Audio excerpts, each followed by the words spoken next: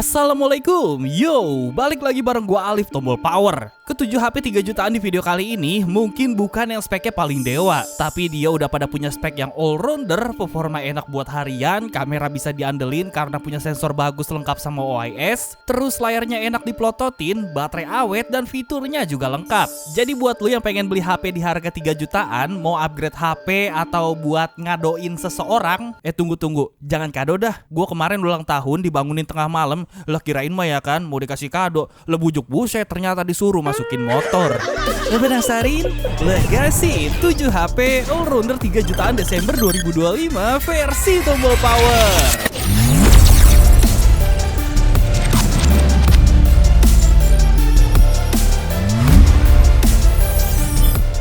Seperti biasa, gue akan urutkan rekomendasi kali ini dari yang rekomen sampai yang super rekomen nanti di nomor 1. Dan di nomor 7 ini gue izin masukkan Poco X7 5G ya der. Untuk chipset, Poco X7 5G ini dipasangin Dimensity 7300 Ultra yang emang kagak terlalu gahar tapi udah cukup buat lu pakai harian, kayak multitasking atau gaming santai hingga Genshin Impact rata kiri. Dikomboin juga sama storage lega yang udah berjenis UFS 2.2 yang tentunya aman buat lu pakai jangka panjang sampai 4 tahun ke depan karena emang jaminan update OS-nya itu 3 kali dan patch keamanannya 4 kali ya der. Layarnya juga mantep, udah pakai panel AMOLED melengkung jernih 1.5K, refresh rate 120Hz, kecerahan di 3000 nits dan udah diproteksi sama Corning Gorilla Glass Victus 2. Nah, kamera belakangnya ada 3 biji nih der. Lensa utama 50MP Sony IMX882, lensa kedua ultrawide 8MP dan lensa ketiga makro 2MP.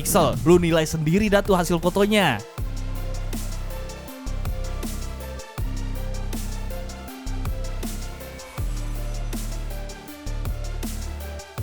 Lanjut, ini dia sampel videonya. Udah stabil ya der, karena emang udah ada OIS-nya ini HP. Soal baterai sebetulnya biasa aja sih karena emang cuma 5110 mAh doang. Tapi tenang, kalau lowbat ngecasnya bakalan cepet karena udah fast charging 45 watt. Kelebihan lain ada di rating IP68 yang artinya ini HP bisa lu ajak berendam, support NFC, gyro hardware, speaker stereo, sama material bodinya asik nih, udah pakai frame aluminium. Sementara yang kurang ada di bloatware yang rada banyak plus ada iklannya, kagak ada lubang jack audio sama kagak support bypass charging. Dan ini dia tayangan spek singkatnya dah. Untuk link pembelian semuanya udah gue selipin di deskripsi ya.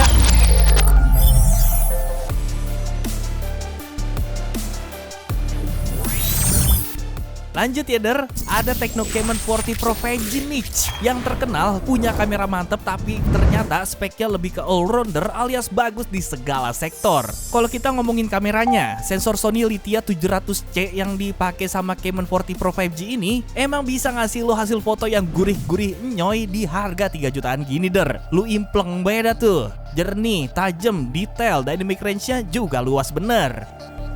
Lah bujuk buset kalau buat rekam video, lu lihat dan no, stabil mah stabil sih ya, cuma rada distorsi tuh kalau dipakai ngerekam sembari jalan. Buat ngebantai game juga lumayan muasin karena chipset Dimensity 7300 Ultimate yang dipakai sama ini HP udah berfabrikasi 4 nanometer. Nah, untuk jenis storage-nya UFS 2.2 ya der, kenceng dah buat lu pakai harian. Lega juga nih, udah 8/256GB. Layarnya juga bakalan enak buat kita plototin seharian. Panelnya AMOLED berkonsep melengkung yang walaupun resolusinya belum 1.5K tapi refresh rate-nya kenceng udah 144Hz. Kalau soal baterai sih standaran aja ya der, cuma 5200 mAh plus fast charging 45 watt. Nah tapi asiknya ini HP udah support bypass charging. Buat pemakaian jangka panjang juga masih aman karena selain Camon 40 Pro 5G ini udah ngantongin sertifikasi IP68 atau IP69 tahan air, jaminan update OS-nya itu 3 tahun dan security patch-nya 5 tahun. Bisa lah kata gua teh lu pakai sampai 4 tahun ke depan.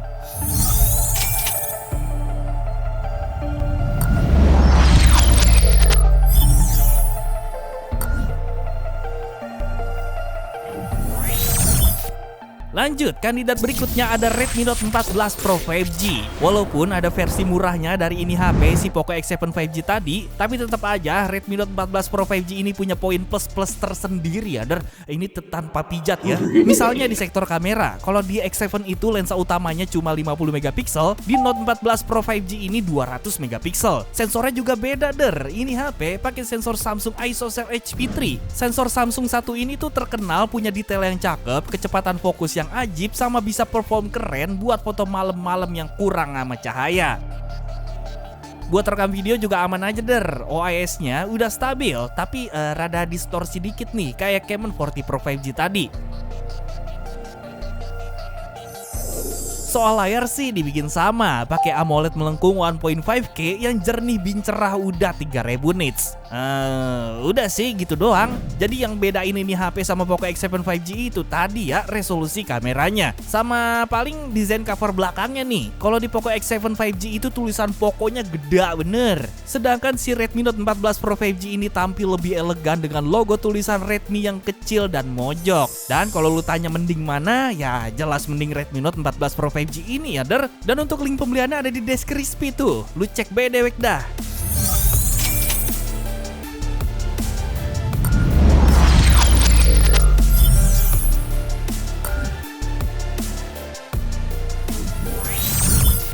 Yuk cek sekarang nih Moto G86 powernya. Worth it banget dah, jangan kebanyakan mikir. Ingat, harga HP isunya awal tahun depan bakal naik tuh. Lah gue berani nih bilang ini HP worth it karena pertama chipsetnya aja mantep, pakai Dimensity 7400. Chipsetnya ini udah stabil buat lu pakai harian, editing video, multitasking, sampai gaming Genshin Impact Quest harian di lowest 60 fps juga aman aja. Layarnya juga ngedukung banget nih buat gaming Panelnya baik, pakai POLED 6,67 inci 1.5K 120Hz yang selain udah jernih banget, responsif juga nih layarnya karena touch sampling rate-nya 240Hz. Lah cerah juga layarnya, udah 4500 nits, sama udah diproteksi juga nih sama Corning Gorilla Glass 7 Eye. Soal kamera juga walaupun cuma ngebawa dua lensa, tapi lensa utama 50 megapikselnya udah pakai sensor Sony Lithia 600 plus OIS, dan lensa kedua 8 megapikselnya udah berjenis ultra wide.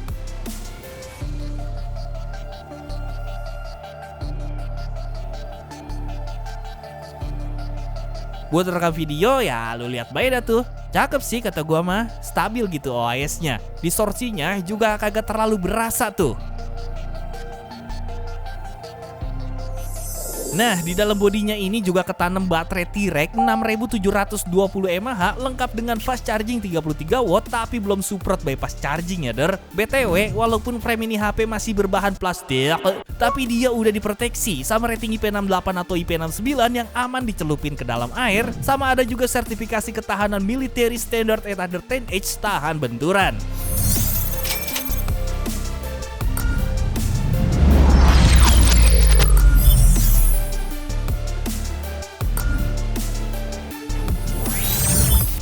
Nih kalau lu cari HP Realme 3000-an yang speknya all-rounder, lu bisa banget nih lirik Realme V3.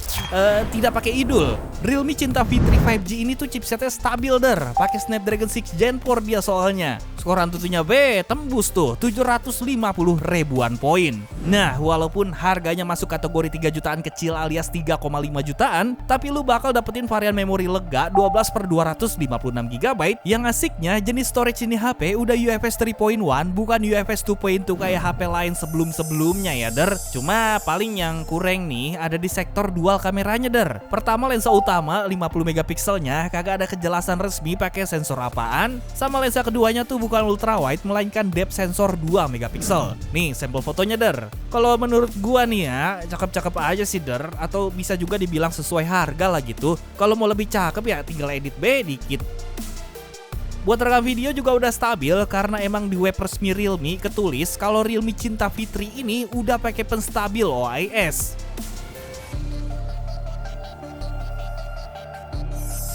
Hal lain yang gue demen dari ini HP ada di sektor baterai 6000 mAh-nya yang selain udah disupport sama fast charging kenceng 45 watt, Realme V3 tanpa e-dual ini juga udah support bypass charging. Bypass charging ini artinya baterainya itu kagak bakalan cepet jebol walaupun sering lu pengen sembari ngecas ya der. Sertifikasi ketahanannya juga udah punya rating IP66, IP68 sampai IP69 yang artinya aman juga lu ajak nyilam di kali nyari ikan sapu-sapu.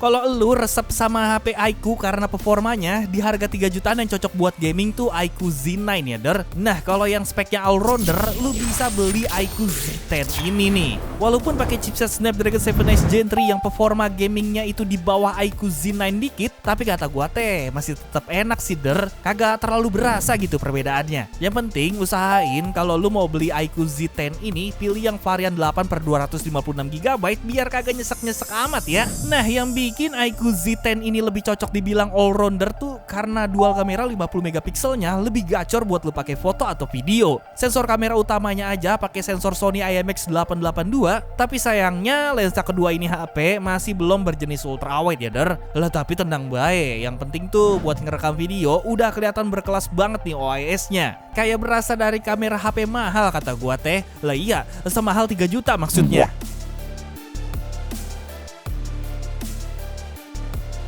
Lanjut ini dia sampel fotonya der.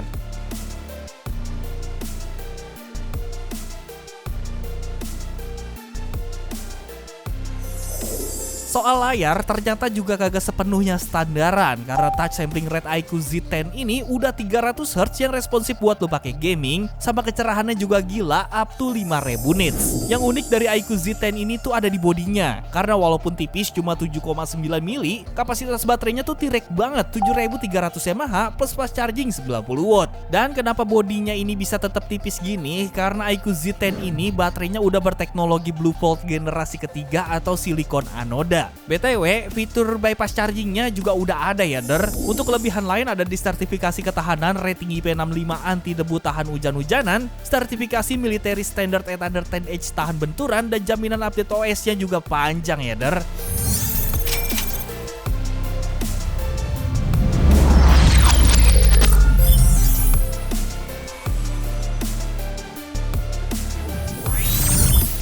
HP yang paling rekomen buat lu beli sekarang juga di video kali ini adalah Motorola H60 Fusion. Lu bujuk buset, dulu mah 5 jutaan bay nih harganya. Sekarang udah turun drastis banget jadi 3,7 jutaan tuh di Shopee Official Store Motorola yang linknya ada di deskripsi. Tapi kalau kata gua mah ya, spek ini HP emang harusnya ada di 3 jutaan sih der. Jadi overprice aja tuh dia di awal penjualan.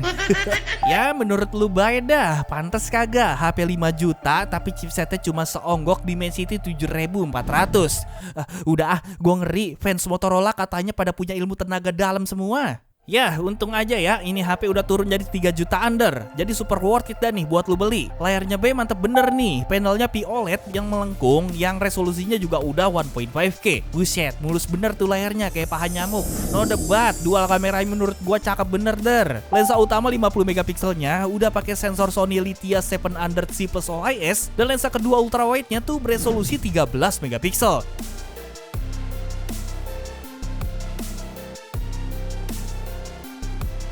Nah ini nih sampel videonya. Stabil, tajamnya pas, warnanya natural, dynamic range-nya juga luas. Menurut gua tapi ini ya.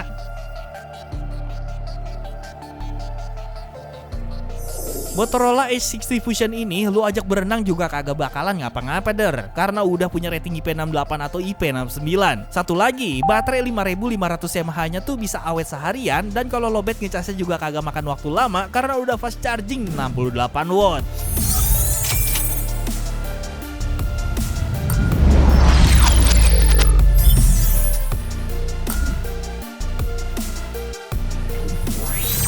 Tamat, ending yang sangat meng-all-rounderkan.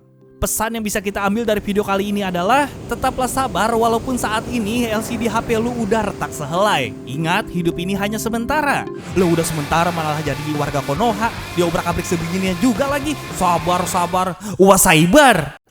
Gua Alif tombol power mengucapkan terima kasih dan sampai ketemu di video selanjutnya. Adios. Tahun depan HP pada mahal. Ciao.